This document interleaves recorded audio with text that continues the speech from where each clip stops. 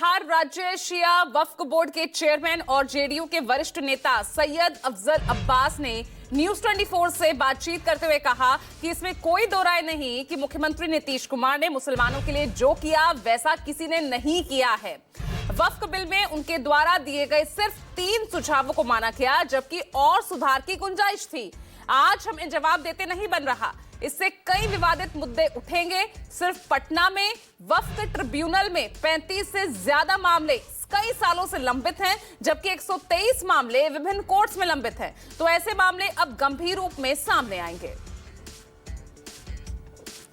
तो बड़ी खबर आपको यहां पर बता रहे हैं, ये बिहार से जुड़ी हुई ये बड़ी खबर वक्फ बिल को लेकर ही सैयद अफजल, उनका बयान ये सामने आया है, जिसमें वो साफ तौर पर कह रहे हैं कि जेडीयू की तरफ से केवल 3 सुझाव ही माने गए थे, बाकी और भी सुझावों की और भी सुधार की गुंजाइश थी। अब ऐसे में हमसे जवाब देते बन नहीं रहा। कई ऐसे मामले हैं जो कि ट्रिब्यूनल में लंबित हैं और देश भर में भी 123 ऐसे मामले हैं जो अब गंभीरता से सामने आएंगे। तो बड़ी खबर आपको बता रहे हैं, सैयद अफजल ने खास तौर से न्यूज 24 से बातचीत की है और सीधे तौर पर कहा कि जितना काम नीतीश कुमार ने मुसलमानों के लिए किया उतना किसी ने नहीं किया।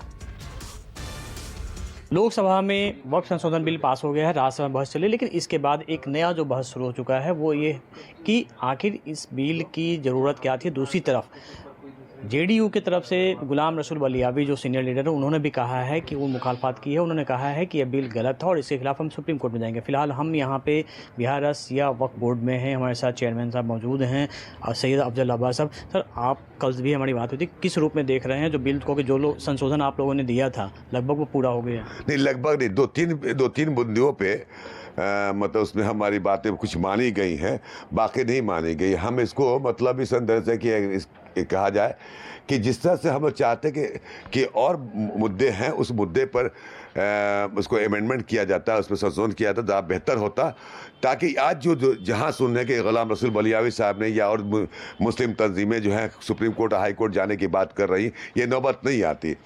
जहाँ तक मुझे ऐसा लगता है कि ये जल्दबाजी में उठाया कदम।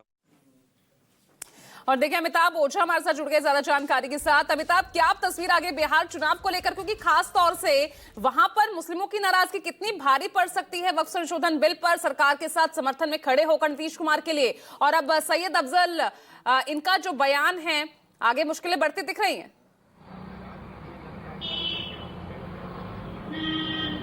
कि निश्चित तौर पे देखिए, जिस तरीके से जेडीयू ने अपना समर्थन दिया, उसके बाद उससे पहले हम देखे तो गुलाम गो जो जेडीयू के एमएलसी उन्होंने खुलकर मुखालफत की थी और विरोध जताया था इस बिल को लेकर, लेकिन फिर भी उन्हें आशा था कि सही समय आने पर नीतीश कुमार सही निर्णय लेते हैं तो कुछ निर्णय लेंगे। तो लेकिन उसके बाद जिस तरीके से बिल पास हुआ, उसके बाद देखिए गुलाम रसूल बलियावी जो पूर्व सांसद भी रह चुके हैं, जेडीयू के अल्पसंख्यक मोर्चे के बड़े नेता भी हैं, उन्होंने आज किसी का नाम नहीं लिया, लेकिन उन्होंने एक बड़ी बात कह दी कि सभी लोग नंगे हो गए, जो सेकुलर थे वो हो गए। इस तरह का बयान उन्होंने दिया है और इस तरीके बयान देने का सीधा मतलब उन्होंने कहा कि इस मामले को लेकर जल्दी ही एक इजलास बुलाई जाएगी और उसके बाद वो सुप्रीम कोर्ट जाएंगे। वहीं तीसरी जो बड़े नेता हैं जेडीयू के और बिहार शिया वक्फ बोर्ड के चेयरमैन है अफजल अब्बास साहब, उन्होंने भी कुछ देर पहले हमारे हमसे बात जो की, उन्होंने साफ तौर पर कहा कि भले ही नीतीश को, इसमें कोई दो राय नहीं है कि नीतीश कुमार ने बहुत कुछ किया मुसलमानों के लिए, लेकिन जिस तरीके से इस बिल को लेकर जो उन्हें संशोधन दिए गए थे, जो सुझाव दिए गए थे, उनमें से सिर्फ 3 सुझावों को माना गया और ऐसी स्थिति में हमें जवाब देते नहीं बन रहा है कि हम क्या जवाब देंगे। उन्होंने ये भी कहा कि ये जल्दबाजी में लिया फैसला है।